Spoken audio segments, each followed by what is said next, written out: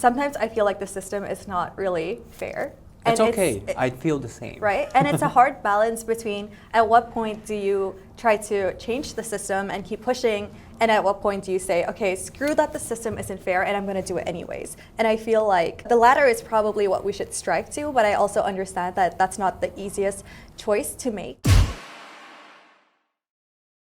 Just wanted to say thank you so much for still being here after a couple of seasons and more seasons to come. So make sure you comment, share, and subscribe. And without further ado, let's continue with the video. What's up, ladies and gentlemen? You're now watching Kinetic Outcome, and we are now with Deepmala KD for short. You'll find her online on LinkedIn later in the description box. But anyway, reason why we have her today is because I was really impressed with what I saw online, considering the fact that you just graduated in 2024, and she's with BlackRock, everybody. And there's a lot more interesting things, but I'm not going to spill the beans because you're going to be introducing yourself. Thank you. So we can start with where you were born first, and then fast forward to today. Okay. And a few highlights of things that you're pretty much proud of, and then we'll push forward. Okay. Thank you so much for that lovely, vibrant introduction. My name is Deepmala. I was born in Hong Kong. I'm a first-generation Nepalese Hong Konger. And like you mentioned, I'm currently working in finance. Graduated last year, but I also try to pursue many other side hobbies. One of them is emceeing. I love being on stage. I love interacting with people and really being part of events that are quite meaningful and also for the community. Lots of exciting things that I like to pursue. I'm also quite interested in sports. I just did my first marathon and I'm headed to Everest Base Camp in 2 weeks. Okay, you captured me in marathon. How long? Like, I met 2 ladies that recently told me they do 42 km. That is the full marathon. Is that what you do? Yeah. Or? I mean, it's not what I do, it's what I did once, which was like an interesting experience, but... and I heard you need to carb up a lot. Yes. Like, a lot of people asked me how I was preparing the day before. I was eating spaghetti and rice, so... Okay. You're like, mom, spaghetti. No, not running, not like physical, but... All right, anyway. So, getting back to that part though, like, did you do this to challenge yourself, or? Yeah, absolutely. I think sports is, like, everyone always thinks anything to do with sports is physical. I also do taekwondo and swimming, but I think any sports... don't mess with her. I know. Any sports, it's more mental than anything, and especially for marathon, it's just an endurance thing. And I remember when I was running, I was so tired of running because it's hours and hours of it, and I was just telling myself that, you know, you just keep pushing, and then, like, there was a lot of like motivation boards throughout the race course, and one of them that I read really stuck to me, and it said that one day you will not be able to run a marathon, but that day is not today. And I was like, that is such good motivation. So I kept repeating that to myself the entire course, but definitely think anything that you can do to push yourself, you should go for it. Doesn't have to be sports, but I would recommend a marathon to anyone. So taekwondo as well, and swimming. Yes. Do you do any lifting or I wish other I did, types of but fitness workouts? No. Sit-ups and squats and just the basic ones like outdoors. Yeah, probably just that. Okay, but you wish you knew. I mean, I wish gym. I knew everything. So. Oh, okay. Yeah, I went to High Rocks last year as a spectator, and I was like very, it looks fun actually. I'm tempted. Yeah, I was very amazed I by was people. Once, really? But I didn't. Why not? I'm not sure. But now it looks fun. Right? It looks really cool. Like, I really admire people who have like a lot of grit and a lot of physical strength, and they also have like good cardio, I think. Okay. It's amazing. I'll give you tips later. There's an app for Strava? going to the gym. Or what is it? There's an app. Okay. yeah. Like it will just show you all the types of workouts per muscle group. Okay. So will it we'll also go do through it that for me? later. Sorry? Will it also do it for me? Can I just... Oh, no. You have to go to the gym. Yeah. Okay. Let's get back to university. So when you were in uni, have you already decided what you wanted to do by then? Getting to where you are now. I think going to uni, I enrolled in the Bachelor of Finance and Economics course, and I thought that, okay, I've already decided my career, but little did I know that there are so many avenues within finance, and there's so many things that you can do. I think that's a misconception certain people have, that, okay, I study finance, I'll work in finance, but what does that look like? It's a wide scope. It's such a big spectrum. So I didn't know what I wanted to do right away, of course. I don't think anyone does. And I think what I did was do a lot of internships in different things. I did an internship with Swift, which is in payments, which was very exciting. And then this is like 2020, and NFTs were the big thing, and crypto. So I did an internship in music NFTs, which was really, really cool. But I also felt like I wanted something more traditional, and then ultimately I found my way to asset management. Okay. And then prior to that, you were also with United Nations, right? I did fellowship with them, which was, I think, a full year, which was quite nice. It was virtual because COVID years, but it was a really good experience. They asked us to do different projects, host different forums. We did some university work and discussions with local nurses, local doctors, different NGOs, and just tried to get people to have more hope during that time because it was quite difficult during the first 2 waves of COVID and everything was shutting down, and a lot of students also didn't have the time to really connect. And of course, Hong Kong U being an international university, a lot of people didn't know like what they were doing. They were new to the city. So we just tried to bridge the gap a little bit there as well. Okay. If there was no COVID, how would it have been? Like, would you have met them or flew away from Hong Kong? Yeah, they do it in their headquarters. You get to so like... you'd be there in person? Yeah.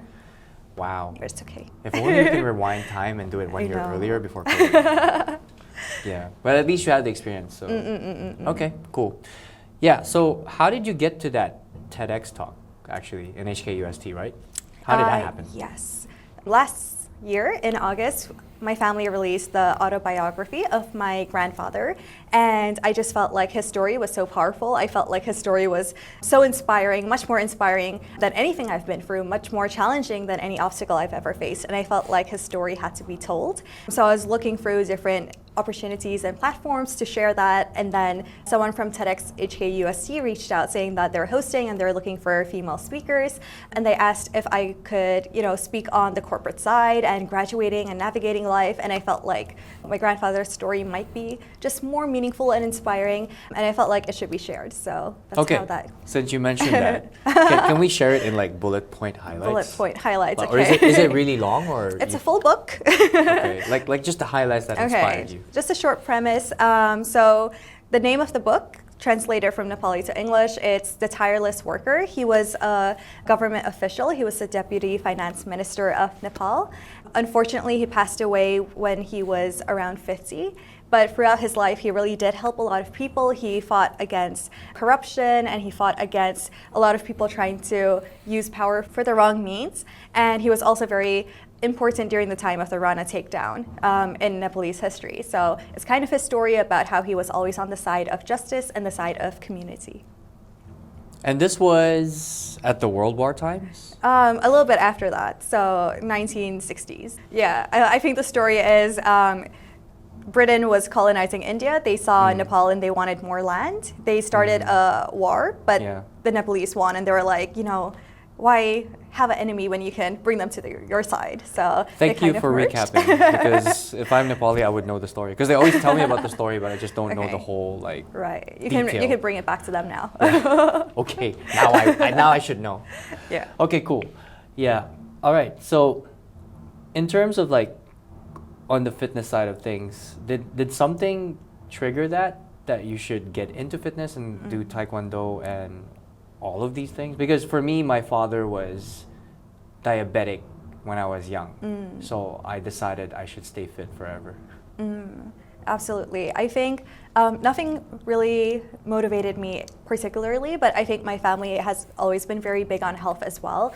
We've had some family members pass away to some very difficult diseases as well. So, there's a famous saying, which is everyone has 1,000 problems, but then when you're sick, you only have one problem. And I just felt like I should do whatever I can to stay healthy. And I know that a lot of people try to stay healthy, but still, you never know what can happen to you, right? So I think just to be cautious of what I'm doing, being mindful with my body movements, what I'm putting in my body, trying to stay active. I think that's just the push. Okay. And now, fast forward to after the TED Talk, now in BlackRock, did you expect that you would be able to stay here after graduating? Okay, so Yeah. I did an internship in my final year, right before my final year. So I think in Hong Kong, it's pretty routine in terms of the finance world. You look for an internship in your third year. Hopefully you get something that fits you. You do the internship and then you cross your fingers and hope for a return offer. So actually, they usually call an internship a 10-week interview process. Okay. It was quite stressful, but they called me back, and I've been with the firm for 6 months. It's been really good, and super pleased about it. Yeah. So when they called you back, they're like, "We love you. I Come don't back think it was tomorrow. like that, but We have your contract ready. It's permanently forever."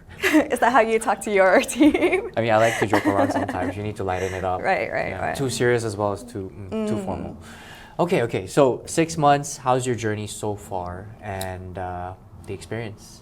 It's been good. I think the most important thing for me was being sure that whatever work I find, it is a 9 to 6. So you have to be sure that you're enjoying what you're doing. You need to know that your interests and your passion aligns. And I'm grateful that I think so far it's been exactly that. I really enjoy looking at markets. I enjoy looking at investment strategy, talking to other investors and seeing how they do it. And then also being able to build that intuition of deciding my own opinions and my own investment philosophy and investment intuition. So that part's been really good. The team's good, the culture's good, and I think that's all that you can ask for, especially when you're starting out. Okay. So for you, are you pro crypto or not? Can I say that? Personally, Or you're in the middle? Personally, I'm a traditional and safe investor. Okay. So I think I'm more of a watch and see and let's see what happens. I think there are other hedges that are maybe a bit safer and better. Have you been reading about XRP though? Not too much. And the recent plans on changing the whole financial economic system in terms of transactions? In terms of ISO payments? 2022, Yes. I think? Oh, yes. I was Yeah. at Swift when we launched ISO 2022. So Yeah. I think that was like 2 years ago in November, and it got shifted back and back and back. So it was interesting. Even at Swift, it was such a big conversation, like central banking digital currencies in different regions. And if that comes about, that's basically taking out SWIFT. And SWIFT is already the global payment connector. So I think it's definitely interesting. On the theme of crypto, what I feel is that there's so much utility that cryptocurrency can bring, and this entire multi-universe can really expand, and that's what every single person should pay attention to and stay updated on. But whether or not everyone should be investing in crypto, I think that's a personal choice. That's up to you. But staying updated and knowledgeable, that's something universal. Yeah, because the recent hot topic everywhere is XRP is going to be implemented in the system, and XLM as well. And then recently, the banks have seen and already accepted Bitcoin as gold, well, digital gold. Yeah, and we also have Bitcoin as ETFs now, which is unprecedented. Wow, I can go deep in this topic. I am seriously enjoying this. So what do you feel about the traditional fractional reserve banking system and the crazy money printing and the gap of the rich and poor getting so much wider because of this? Ever since COVID, we printed so much more trillions, right? Yeah. Like, do you feel like there's going to be a reset sometime soon? I think inflation is such a big problem in so many economies, and you do see a lot of banks already starting their cutting cycle. But I think a lot of that is also waiting on governments to collaborate with each other and try to find the balance between geopolitics as well. I think it is an unprecedented time, and COVID was something that no government really prepared for. But I think the most important thing is still addressing all of the income inequality that has become so wide since then. And COVID feels like it's not that long ago, but it's already been 5 years. But I don't think we've been able to really make up all of the losses, the economic losses that we've seen. So yeah, because we're going through a global economic contraction right now as we speak, and then it's like survival of the fittest, and who has the most community when it comes to other types of businesses, of course. So complicated topic, because there are countries that are kind of eliminating cash. And also Sweden, right? They have like a microchip. They call it Cyborg Day. Happy Cyborg Day. You inject it in your hand, and it's your door at home, your office, your octopus, your credit card, your ID, everything. So it's also kind of scary if everything's digitalized. Yeah. They can just shut you down, Yeah, I think the most important conversation that no one is having is about the access to this, I think it's still quite limited. Like, I think a lot of the efforts and discussion is around innovating and going further, but we're not seeing that a lot of people, like, Wi-Fi still isn't available in these in certain regions in third world countries, right? And we're talking about AI and new revolution and new terminals, but we're not focusing on getting very basic technological capabilities to very underprivileged and marginalized communities. So I think that while it's good that we're developing and advancing, we shouldn't forget about trying to make sure that everyone is on an equal playing field and everyone has access to at least the basics of tech. We should not forget. Yes. You just said we should forget. But it's okay. We should not forget. We're correcting that part. But this will be part of the interview. Oh God. Okay. Yeah. We should forget that. Okay. Okay, moving on from that topic though, how do you feel, because this is my point of view, okay? How do you feel being one of the very few Nepalese that are in this kind of role? Because there's not much. Just like Filipinos, there's not much. Yeah, there's not many Nepalis at all. In fact, like in asset management, every time someone in my firm or someone in the industry finds out I'm Nepali, they're like, oh my God, I know someone Nepali. And it's always that one guy. So I really feel like it's just a very, very limited area, but I also feel like it's growing. I know so many younger Nepalese people who ask me how I got into the role that I'm in, how do I start applying, how do I start navigating this entire process. So I do feel optimistic, and I hope that there are more, you know, in general, EM people in the finance space as well in Hong Kong. And I think, yeah, but I think it's good. I think more than anything, we have a growing like entrepreneurship space. Like, I think that's something that EMs are really latching onto, and it's so nice to see so many entrepreneurs, so many freelancers doing their own thing as well. So I think as long as there are more and more examples, and hopefully, you know, with everyone who's in a more privileged position, if they are willing to offer mentorship and guidance and answer these questions, I think the space can become bigger really quickly.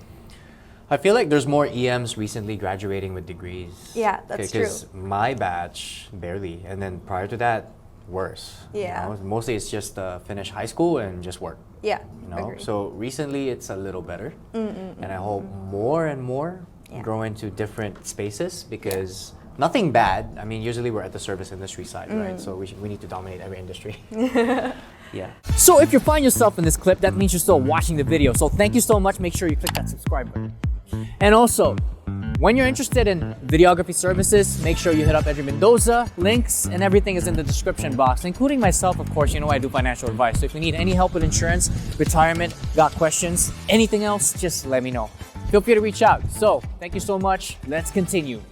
How is your life like in terms of the daily at your work, where you said you give advice to clients, right? Like, do you give advice where they should make a choice, or more like just scenarios and they make the choice? We don't directly interact with clients all the time. So more so it's navigating the markets. So every day markets go crazy, and that's, you know, it's crazy if something crazy doesn't happen. So anytime the stock market moves or some new policy happens in any economy, then clients will usually have questions. So our team is the one that looks at what's happened and tries to narrate how should you position yourself, how should you invest, how should you think about this market move and this regulation. So we're kind of the investment strategy, and we don't advise it, we pass it to our client business partners, but we kind of brainstorm everything and we make sure it aligns with our house views as well. And then that becomes the BlackRock view. Okay. Talking about earlier how you're one of the few, right? What do you think we need to change in terms of our approach and mindset to be able to grow more beyond what we're usually doing or what our ancestors did? Right. I think the most important thing is ambition, but this question is something that I always struggle with, because I know that sometimes I feel like the system is not really fair.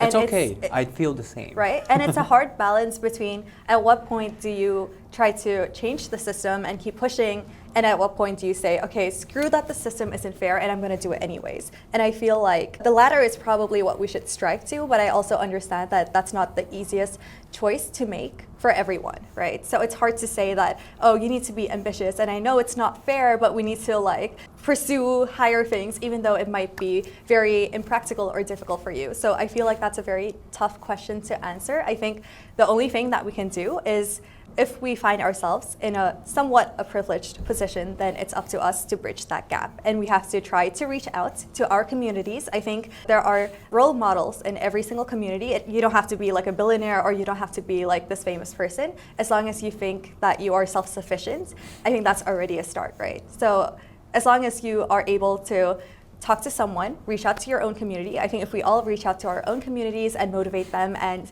provide support, provide guidance, provide a helping hand, I think that's something that all of us can do. We should also push for those people within our society to make change if they are in that position. So in the Nepalese society, we have a Nepalese district councillor for the first time in history in Hong Kong, and she's very, very active in talking to the Nepalese community. Her name is Ms. Aruna Gurung, and she's Shout outs. she's very, very active in making sure that she's able to help the Nepalese community step the social mobility ladder. So I think there's something that all of us can do within our own capacity, and I think everyone has capacity to do something further. So being able to navigate that, talking to people, reaching out, I think that goes a long way. And if you're in a position where you can do more, then you should do more. Okay. If you're in a position where you can make the choices to instill that change immediately today, what would the top four reasons be? Top four goals? Okay, so this is about how we get younger people of Hong Kong from diverse backgrounds to progress further. I think the first thing is focus on education. I feel like a lot of people in school, a lot of young people in school, they don't look for options to broaden out, or they are not too aware of it. I think that's something that's very, very important. I would love to do more mentorships. I would love for schools to really mold them in a particular pathway. I think there are also certain schools that the EM kids are mostly saturated in, and I would love to be able to interact with those schools to see how they can support their kids better, how they can guide them towards university.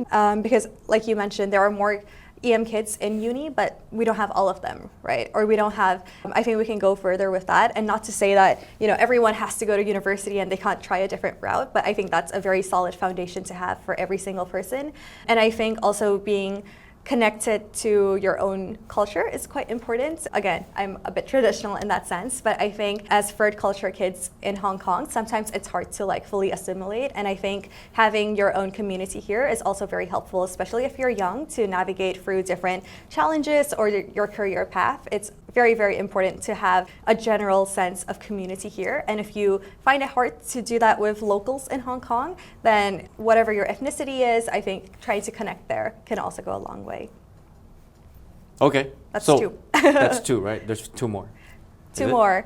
Yes. Culture, education, important. Another thing I would say is try to explore different passions and interests. I think everyone is very, very talented. You just need to try a million things and see what sticks. So I would encourage every single young person to push yourself. Try singing, try dancing, try piano, try writing, try literature, try just everything. Especially after working as well, I realized how much time I had when I wasn't working. So I think utilize that time to find your passion and interests. The last thing I would encourage people to do is actually try public speaking. Building your communication skills, no matter where you find yourself, it's very, very essential for you to be able to present yourself and your thoughts. So no matter what career path you're in, or even if you don't know what you want to do in the future, just start with a speaking class, or just record yourself, see how you present yourself, and go from there. Yeah, so what you were talking about was, because I am a HKCEE batch, the last year before HKDSE. And I would always tell everybody I failed all the subjects except English. Yay.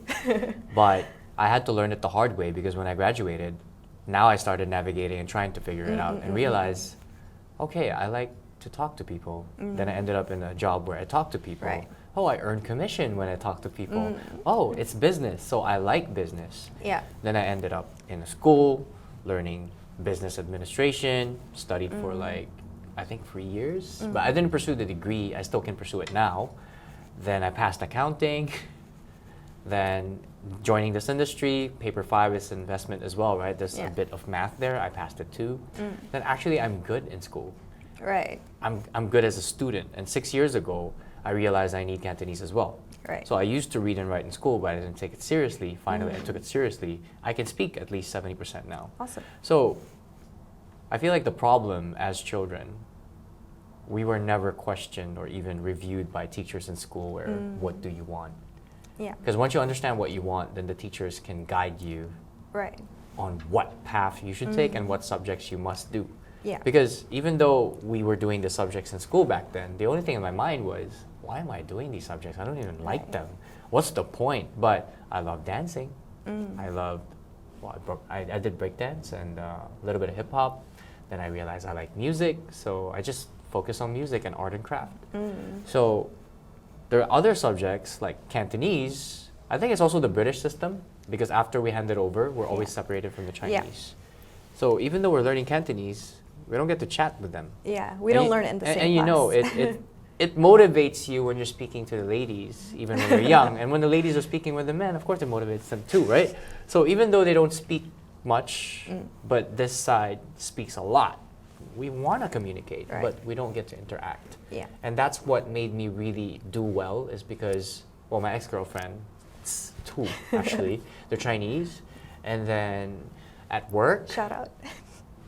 yeah, at work, everyone speaks Cantonese, and they were so shy to talk to me. But when I started speaking, then they were so happy. Then I'm like, okay. And then they were laughing, making fun of my wrong pronunciations, but it made it fun.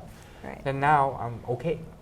So now I got the 5-year visa for China, right? And because of them, I go to China a lot. So I'm also inspired to learn Mandarin. And about that, how did you do 5 languages? So they're She not. speaks Mandarin. It's not 100% fluency. It doesn't Caution. matter. Still better than Disclaimer. me. I only know ni hao. Yeah. That's good. Yeah. So there's English, Nepali, little bit of Hindi. I don't know if I would put that. Mandarin, Cantonese from school. Yeah. And you can read? It's. I can write, but I forgot 80% of reading. Yeah, so. I can't read like I used to read. Okay, practice that. Gotta keep training that. Mandarin as well will open so much doors for you. Like these things, like we need guidance since children don't think about it. But when we tell children when they're young, you need to know Mandarin. Why, Mom? Why, Dad? Because. Right. You just put it in their head. They're like, Mom said, Dad said. So later they master it. And if they're in business development, wow, they're the most competitive candidate because they speak 4 to 5 languages, including Mandarin and Cantonese, like you. So it will open a lot of doors ahead of time. Because back then it was different. In Hong Kong, they said if you know English, you're hired. True. Yeah, I think a lot of things is always, like, for you and for myself as well, there's so many, like, oh, if only I knew this when I was younger. So again, I feel like this goes back to, for us, like now that we've already had these lessons, going back to younger folks and bringing that message, I think that's the most important part about mentorship and why that's so key. If we can connect all of these people in higher places to talk to people younger than them who are going to follow that path, you know, it really makes a difference. Like primary, if possible. Yeah, even that. There should be like a movement. Because I feel like if, you know, like something that I would really like to see is like 80% of Nepalese people in university in Hong Kong, right? But for that to happen, that's not something that you can do when you talk to them while they're in like the last year of high school. I feel like that's kind of a thing that you need to implement from when they are younger, and it kind of like builds up. So I think talking to younger kids is so important because of that. Because it takes generations to change a certain situation. Yes, and for one person, it takes years, right? So. Yeah. Oh well, we're here now. If you're watching this, make that change. If you're in primary school. If you just had your child, your first newborn or second born baby, let that baby know. Even if they can't speak yet, like why? Chinese is important. It's important. Yeah. Okay. Cool. Yeah. So to wrap up slowly, a few questions left. Is who do you look up to most? It could be anybody. It could be family related or even outside. It could be more than one. And why? Who do I look up to? You know, it's Oscar season. Have you seen that famous Oscar speech, which is the person you look up to should be you, but 10 years from now? I heard it. I just forgot who said it. I can't recall either. Yeah, I forgot who said it. But I feel like that's a good way to go about it. Like there's so many role models all over the world, but they might not directly apply to you. So for me, my role model is always who I want to be. And even if I can't reach it, I feel like that's a good direction to guide myself towards. And I think a lot of those things and a lot of what I pursue is always grounded on knowing myself and knowing what I could be and trying to take all the little steps to get there. So no specific role model out in the world, just aspirations for the future. Okay. Is it traditional to go to Nepal every year? Because my team every year they go at least 1 to 2 months. You're not happy about it, are you? No, not that. It's just I notice it's like every year they go at least 1 to 2 months. Yeah, I think the Nepalese community in Hong Kong is quite connected to back home, so it's quite common. Okay, great. So before we wrap up, you can ask a question or 2 questions. Sure. Up to you. Could be free. To me. Okay, just walking around, I saw your team. They're all upbeat and they look super excited. So how do you go about keeping morale up within your team? I mean, in my case, it's always about being a team player. And I mentioned that to everybody. And it's not good if we don't walk together. Yeah. But you have to keep selling the mission and vision and why. And also, like today, we had someone that came up. She got to experience our training. Everyone was very welcoming. And that's exactly what she looked up to in a way where this is a really good example. Yeah. So that also gave her such a good impression for a first time coming here, right? So I also told the team it's very important that you support each other in every walk of life that you do in this business, because we're a people business. It's a little different. We're about expansion. We're about building that agency, that family. And if that culture is there where, let's say you're bringing somebody new today and 30 of them are excited to meet that person, that gives a very, very warm welcome compared to we are 30 people, 40, 50, even 100, but you bring one person up, maybe only 10 of us are here and not really that excited. And everyone's just going about their own business and doing their deal. So it's like a team of 100 or more, but everyone's having their own walk. So it's not really a team. Yeah, so the team culture and presence is very important. And if you don't mind my language, I'm a big fan of 𝙀𝙀 𝘾𝙤𝙢𝙀. Don't shit on culture. You know, like if people are organizing trainings and calendars, and if you keep making an excuse of not showing up because you got a meeting in the morning, you scheduled it on top of that meeting, then you don't care about the culture. You only care about your transactional needs, right? Because you got to earn. But I always say everything is important, because if you don't nurture your relationships, it's your relationships that actually bring you money.